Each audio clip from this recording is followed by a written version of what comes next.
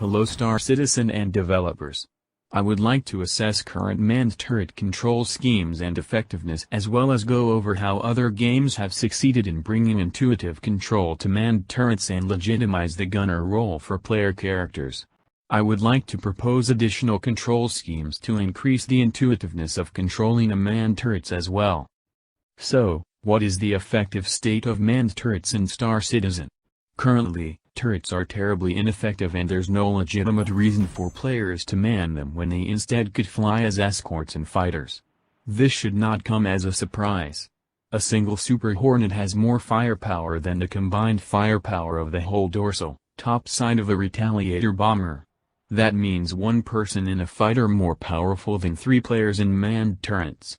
If Cloud Imperium Games is serious about multi-crew, serious about incentivizing players to man turrets, then there needs to be a similar degree of effectiveness between manned turrets and fighters.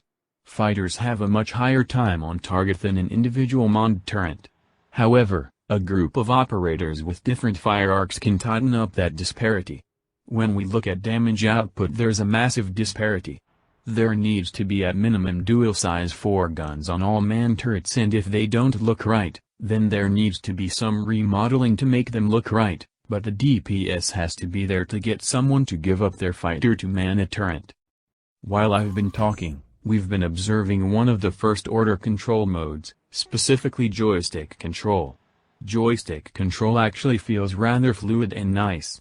However, this is on a fresh server, so even though it controls nice right now, it's not representative of how it performs.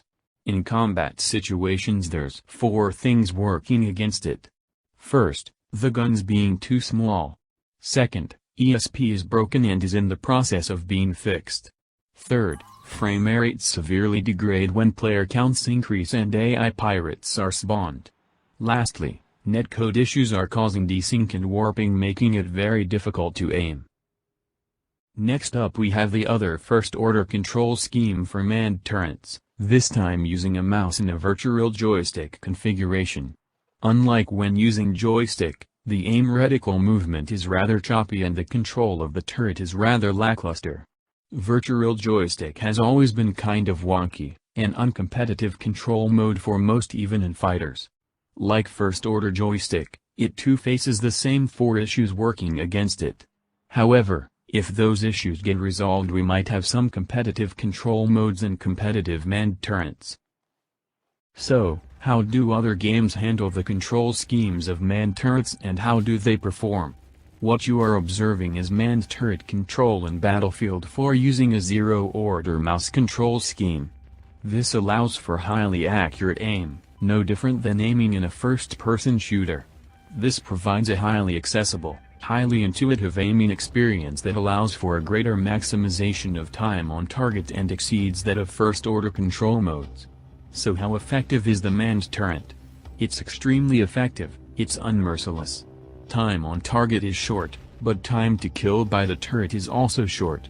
That's what we should be observing similar results in Star Citizen if we're serious about multi-crew, serious about incentivizing players into operating manned turrets. However, one of the flaws of this type of control mode is that we cannot expect that massive capital ship turrets are going to instantly turn onto targets at the operator's discretion. Like Battlefield 4, War Thunder allows for zero-order mouse control that lets gunners aim when and where they want to at their own discretion, and the guns will automatically align onto the aim reticle. However, because the turrets articulate at a slower speed, they aren't able to keep up with the user's aim reticle. This allows for the accuracy of zero-order aim while maintains the realistic articulation speeds of turrets. So, how would we implement War Thunder's style of manned turret control into Star Citizen?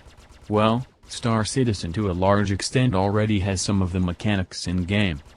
Free look already allows the user to head-look aim the aim reticle with turrets and gimbals auto-tracking towards the aim reticle.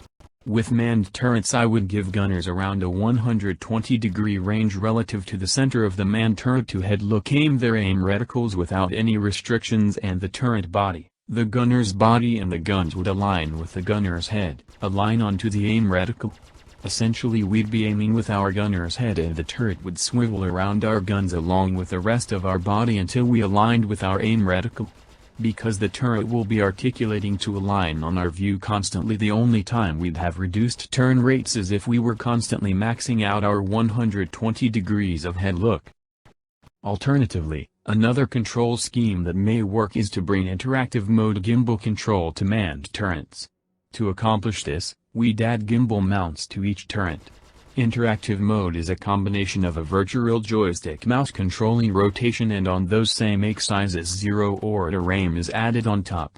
So to adapt interactive mode to turrets we could allow the virtual joystick mouse layer to control the pitch and yaw rotation of the turret body while the gimbal mounted guns align automatically onto the aim reticle. Because gimbals are involved, the same balancing mechanics of gimbaled versus joystick can still apply. So in this scene, instead of rotating our Super Hornet we rotate our turrets. And on the same axes we'd aim our guns in the 0 order. To wrap up, 4 things need to happen. First, all manned turrets need to have at minimum dual size 4 guns. Second, ESP needs to be fixed.